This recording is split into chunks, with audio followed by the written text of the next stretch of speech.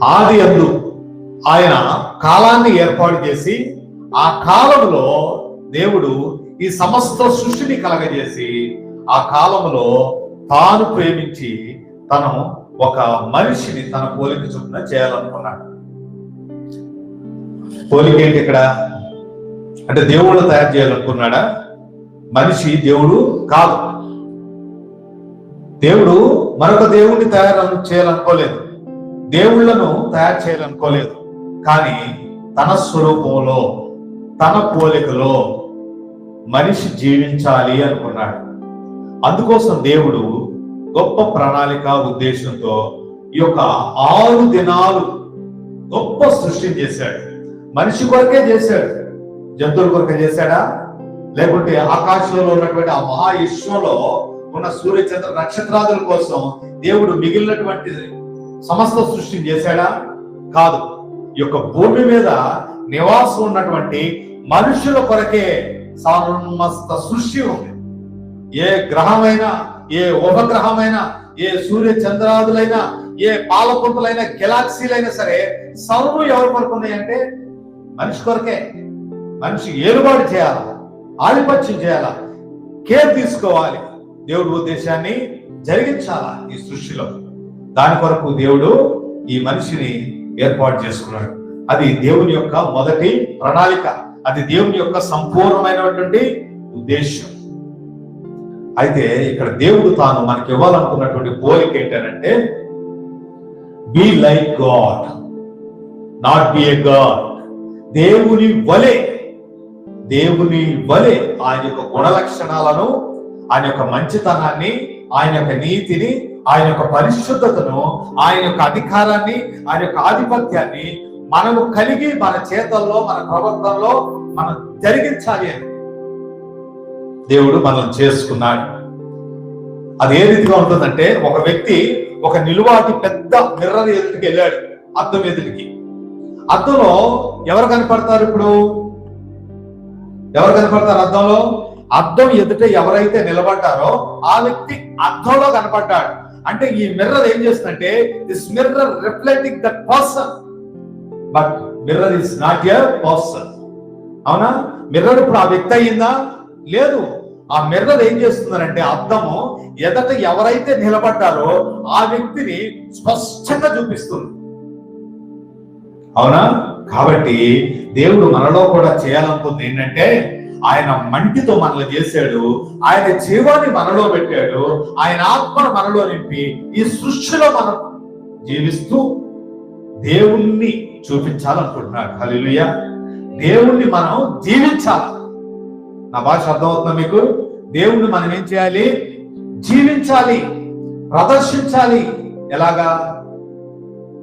మన యొక్క గుణ లక్షణాల ద్వారా, మన యొక్క వ్యక్తిత్వం ద్వారా, మన యొక్క క్రియల ద్వారా, మన యొక్క ప్రవర్తన ద్వారా, ఆయా సంభాషణ ద్వారా, కుటుంబ జీవితం ద్వారా, సమాజ జీవితం ద్వారా మనం ఎక్కడ ఉన్నా ఎవరిని చూపించాలా? దేవుణ్ణి. ఈ సృష్టి అనే అర్థంలో దేవుడు చూపించాలి మనం. అందుకోసం దేవుడు మనలను పిలిచాడు, అందుకోసం దేవుడు మనలను సృజించుకున్నాడు. That is the complete God purpose, that is the godly purpose, that is the divine purpose. అవునా? సంపూర్ణ దేవుని ఉద్దేశం, అది దైవికమైనటువంటి ఉద్దేశం. అది కాకుండా మరొకటి దేవుడికి లేదు. దేవుడు అంత గొప్ప ఉద్దేశంతో మనిషిని సృజించుకున్నాడు. దేవుడు తాను ఒక ఉద్యానవనాన్ని, తోటను వేసి అందులో మనిషిని తనతో సహవాసం చేయడానికి తన సహవాసానికి పిలిచాడు. 6 దినాలు సృష్టి తర్వాత దేవుడు 7వ దినాన్ని ఏం చేశాడు? విశ్రాంతి తీసుకున్నాడట. ఆయనకు విశ్రాంతి కావాలా? దేవుడు కష్టపడి అలసిపోతాడా? అలసిపోడు. కానీ సహవాసంలో మనలను పిలుచుకున్నాడు. మనిషి ఏ రోజున సృజించబడ్డాడు? మనిషి ఏ రోజున సృజించబడ్డాడు? 6వ రోజున. మొదటి భాగంలో ఎవరు సృజించబడ్డారు? జంతువులు సమస్తం సృజించబడింది. 6వ రోజు సెకండ్ హాఫ్ లో దేవుడు ఏం చేశాడు? మనుషుల్ని సృజించాడు. 6వ దినం అయిపోయింది. 7వ దినాన దేవుడు ఏం చేశాడనంటే విశ్రమించి మనిషిని ఆయన సహవాసంలో కూర్చోబెట్టుకున్నాడు. దేవుడితో ఉండడానికి, దేవుని చేరడానికి, దేవునితో సమయం గడపడానికి, ఆయన హృదయాన్ని తెలుసుకోవడానికి, ఆయన మనసును తెలుసుకోవడానికి, దేవుని సన్నిధిలో జీవించి దేవుని యొక్క శక్తి చేత నింపబడడం కోసం. ఎందుకు నింపబడాలా? దేవుని శక్తి చేత ఏర్పాటు చేయాలి కదా, అధికారం కలిగి ఉండాలి కదా, దేవునిచ్చు జ్ఞానం చేత, వివేచన చేత నింపబడాలి కదా. అందుకోసం దేవుని యొక్క సహవాసానికి వెళ్తున్నాడు. దేవుని యొక్క సహవాసానికి వెళ్ళి మిగతా 6 రోజులు ఏం చేయాలంటే దేవుడు తనకు బౌండరీస్ ఏర్పాటు చేసి ఆయన ఏదేను అనే ఒక ప్రాంతంలో తను ఉంచాడు కాబట్టి అక్కడ మొత్తముగా అతడు అధికారిగా, కేర్ టేకర్గా, దేవుని కుమారుడిగా, దేవుని యొక్క ఆ వారసత్వాన్ని, లెగసీని అక్కడ అతడు కలిగి జీవించాలి. అందుకోసం దేవుడు ఏం చేశాడు? సహవాసాన్ని పిలిచాడు. దేవుని యొక్క ఉద్దేశం అది. ఆయన పోలికలో మనల్ని చేసుకోవడంలో దేవుని ఉద్దేశం అది.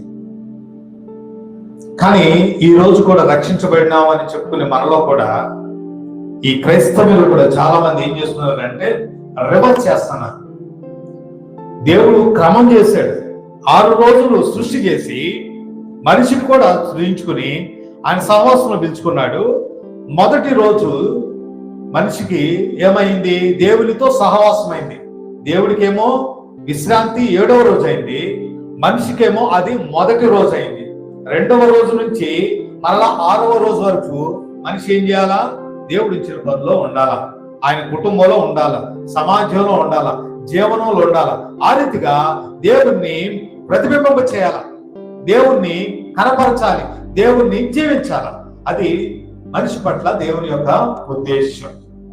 కానీ మనిషి రివర్స్ ఏం చేస్తున్నాడంటే 6 రోజులు సృష్టిలో, 6 రోజులు యొక్క సమాజంలో, ఈ లోకంలో జీవించి, ఈ లోకాన్ని తిని, ఈ లోకాన్ని తాగి, ఈ లోకంతో నింపబడి అనుభవిస్తూ ఆస్వాదిస్తూ దేవుణ్ణి మరచి విడిచి ఈ లోకంలో ఎలా అంటే పూర్తిగా నిమగ్నం అయిపోయి దేవుని సన్నిధికి పరిశుద్ధ దినాన్న ఆదివారం ఒక్కరోజు వస్తున్నాడు. ఈ 6 రోజులు ఏం చేసేవారంటే దేవుడు లేనివాడిగా జీవిస్తున్నాడు, దేవునికి అవిధేయుడిగా జీవిస్తున్నాడు, దేవునికి దూరంగా జీవిస్తున్నాడు, ఆయన సహవాసాన్ని కోరుకోవట్లేదు. ఎందుకంటే ఇక్కడ రివర్స్ జరిగింది, అంత తేడానే. మొదటి రోజు దేవుని సన్నిధిలో యథార్థంగా ఉండి ఆ జీవితంలో ఆత్మ జీవంతో శక్తితో నింపబడితే మనం ప్రార్థించాం ఏమని? ఆరాధనలో దేవుని శక్తి చేత నింపబడి, దేవుని ఆత్మ చేత నింపమని. ఆ రీతిగా మనం యథార్థంగా ప్రభుకి ప్రార్థించి ఆయన సన్నిధానంలో వాక్యం చేత ఆత్మతో నింపబడి మనం బయటకు వెళ్ళాం అనుకోండి, సోమవారం, మంగళవారం, బుధవారం, గురువు, శుక్ర, శనివారాల వరకు ఆయన సన్నిధిని కలిగి జీవిస్తాం, ఆయన ఆత్మను కలిగి మనం జీవిస్తాం, దేవుని వారుగా మనం జీవిస్తాం, దేవుణ్ణే మనము జీవిస్తాం. ఈ రీతిగా అర్థంలాగా ఏం చేస్తామంటే దేవుని మనం చూపించగలుగుతాం, దేవుని యొక్క గుణ లక్షణాలు చూపించగలుగుతాం, దేవుని యొక్క వ్యక్తిత్వాన్ని చూపించగలుగుతాం. దేవునిలో ఉన్న ప్రేమ, దేవునిలో ఉన్న మంచితనం, దేవునిలో ఉన్న నీతి, దేవునిలో ఉన్న పరిశుద్ధత. ఈ రీతిగా దేవునిలో ఉన్నటువంటి ప్రతి విధమైనటువంటి ఆత్మ ఫలాన్ని, ఆయన ఆత్మలో ఉన్నటువంటి జీవాన్ని, ఆ హోలీ డిజైర్స్ ని మనం ఏం చేస్తాము? మనం కూడా అది నాదిగా, మనదిగా, సమాజంగా, కుటుంబంగా ప్రదర్శిస్తాం. అలా చేయాలని దేవుడు కోరుతున్నాడు. కానీ ఇక్కడ మనిషి చేస్తుంది ఏంటంటే ఈ 6 దినాల సృష్టిలో లోకంలో లోకస్తులాగే బ్రతుకుతున్నాడు, ఆత్మ సంబంధిగా బ్రతకట్లేదు. ఎక్కడికి వెళితే అక్కడ వారిలాగే ఉంటున్నాడు, ఎవరితో ఉంటే వారిలాగే ఉంటున్నాడు, ఎవరితో కూర్చుంటే వారితో ఉన్నట్టే, ఎవరితో నిల్చుంటే వారితో ఉన్నట్టే. అంటే నేను మీకు వేరుగా ఏమి లేను, కానీ మీతో నేనున్నాను, మీతో కలిసి ఉన్నాను, నేను మీతో మీ సమాజపు వాడినే, నన్ను వేరుగా మీకు చూడవసరం లేదు అని సాక్ష్యం లేకుండా జీవిస్తున్నారు. ఒక సాఫ్ట్వేర్ ఇంజనీర్స్, 2 భార్యాభర్తలు, వాళ్ళ ఇంట్లో ఒక తగువ వచ్చిందనంట. ఆ తగువ ఏంటనంటే తనెంతో ప్రేమించి ఆమెను చేసుకున్నాడు తన సొంత భార్యనిగా. 2 చేతులతో సంపాదిస్తున్నారు, మంచి సంపాదన. వీళ్ళు రేయింబగళ్ళు సాఫ్ట్వేర్ ఇంజనీర్స్ పనిచేస్తూ ఉంటారు. షిఫ్ట్లు కూడా చాలా విరుద్ధంగా ఉంటాయి. భర్త డే షిఫ్ట్ లో ఉంటే భార్య నైట్ షిఫ్ట్ లో ఉంటుంది. అవునా? భార్య డే షిఫ్ట్ లో ఉంటే భర్త నైట్ షిఫ్ట్ లో ఉంటాడు. ఈ రీతిగా వారు కలుసుకునే సమయం బహుశా శని ఆదివారం అవుతుంది. కొంతమందికి అయితే ఆదివారమే కలిసింది, కానీ శనివారం విరుద్ధంగా ఉంటుంది. ఎందుకంటే ఒకరు మేల్కొని ఉంటే ఒకరు నిద్రపోతూ ఉంటారు. ఆ పరిస్థితిలో భర్తకు తెలిసింది భార్య నమ్మకంగా లేదు అని. భార్య నమ్మకంగా లేదు, భర్తకు తగినట్టుగా నమ్మకంగా ఆమె నడుచుకోవట్లేదు. నిలదీశాడు, ఏంటి నువ్వు చేస్తుంది, నువ్వు జరిగిస్తుంది ఏంటి, ఇది సరైనది కాదు కదా, మనం చేసిన ప్రమాణానికి మన జీవితానికి ఇది సరైనది కాదు.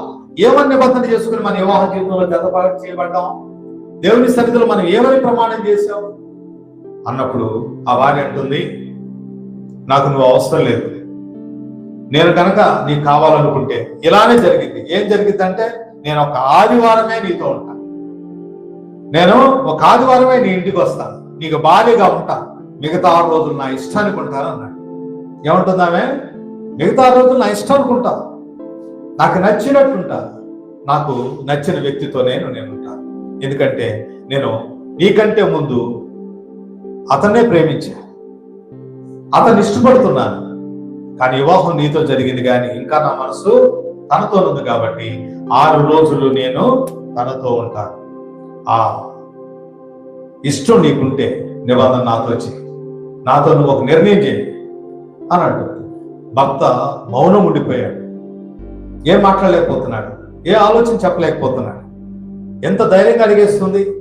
ఇంకా అంటుంది ఆమె, ఇదిగో నేను నా 2 చేతులు సంపాదిస్తున్నాను కదా, కావాలంటే నా సంపాదన నీకు సగభాగం ఇచ్చేస్తా, కావాలంటే నీకు 80% అయినా ఇచ్చేస్తాను. మనం ఇలానే ఉందా భార్య భర్తలుగా? నేను ఆదివారం నీతో ఉంటాను, భార్యగా ఉంటాను, నీకు భార్యగా ఉంటాను, పూర్తిగా నీతో గడుపుతాను, కానీ సోమవారం నుంచి శనివారం వరకు నేను నీతో ఉండలేను అని చెప్పేసి తను తెగే చెప్పింది. ఇప్పుడు మీరు చెప్పండి, ఆ సాఫ్ట్వేర్ ఇంజనీరు అంగీకరిస్తాడా? సొంత భార్యగా తను అంగీకరిస్తాడా?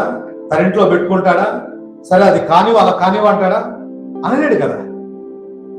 మరి ఒక మనిషికే అంత రోషం ఉంటే, నా భార్య నాకే చెందినదిగా ఉండాలి, నా భర్త నాకే చెందిన వాడిగా ఉండాలి, నాతోనే ఉండాలి, నాతో సహవాసం ఉండాలి, నిబంధన ఇదే కదా, ప్రమాణం ఇదే కదా అండి. మరి దేవాతి దేవుడు మనల్ని ఉద్దేశించి మనల్ని ఏర్పరచుకుని తను పిలుచుకుని తన యొక్క గృహముగా కట్టుకున్నప్పుడు, తన యొక్క ఆలయంగా మనల్ని కట్టుకున్నప్పుడు, దేవుడు మనలోనికి మరొక ఆత్మని అంగీకరిస్తాడా? అవునా? మన యొక్క నీడలో మరొక నీడలో ఉండనిస్తాడా? అస్సలు దేవుడు మనలను ఎలా చేయడు. ఎందుకనంటే దేవుడు మనల్ని సంపాదించుకోవడం కోసం అంత గొప్ప క్రయధనాన్ని చెల్లించాడు.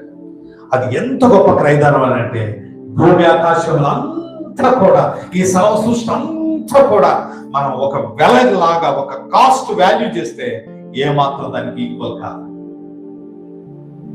అంత గొప్ప వెల, తన ప్రాణాన్ని మన కోసం అర్పించాడు. తన ప్రియమైనటువంటి ఒక్కడైనటువంటి కుమారుడు యేసుక్రీస్తుని పూర్తిగా ఆయన మరణానికి, నరకానికి, మహావేదనకు అప్పగించాల్సి వచ్చింది. So this cost, the great cost, అది ఎంత గొప్ప వెలను కోరుతుంది. పరలోకమందు, భూమి ఆకాశందు, సర్వ సృష్టిలో కూడా అత్యధికమైనటువంటి వెల. ఎవరు ఆ వ్యక్తి? యేసుక్రీస్తు. కొలస్సీ పత్రికలో ఉంది, ఈ సర్వ సృష్టి ఆయన కొరకే, ఆయన బట్టే ఉంది, ఆయన వల్లే ఉంది, ఆయన వలనే ఉంది, ఆయన కొరకే ఉంది. దాన్ని నిర్వహిస్తున్నవాడు కూడా ఆయనే కాబట్టి ఆయనను బట్టి ఉంది.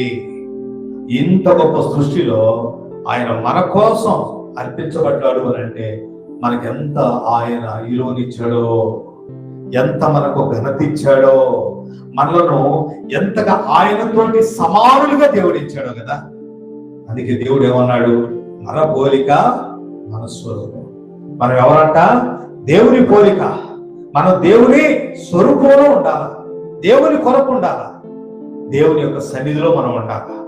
కాబట్టి దేవుని యొక్క సన్నిధిని మనం అనుభవిస్తూ మొదటి రోజంతా పునరుద్ధానపు ఆదివారం ఆరాధిస్తూ స్తుతిస్తూ ఆయన ఆత్మ జీవంతో మనం నింపబడి సోమవారం నుంచి శనివారం వరకు ఆ ఆత్మను జీవమును మనం కలిగిన వారిగా పరిశుద్ధాత్మ దేవుని యొక్క అధికారం కింద ప్రభువు యొక్క సహాయం ఆయన కొరకులో మనం జీవించాలి. హల్లెలూయా. ఆ రీతిగా ప్రభు మనం ఈ లోకంలో ఆయనను కలిగి జీవించాలని కోరుతా ఉన్నాడు. దేవుని వారముగా జీవించాలని దేవుడు మనలను కోరుతున్నాడు. ఇది దేవుని యొక్క అత్యున్నతమైనటువంటి ఆలోచన.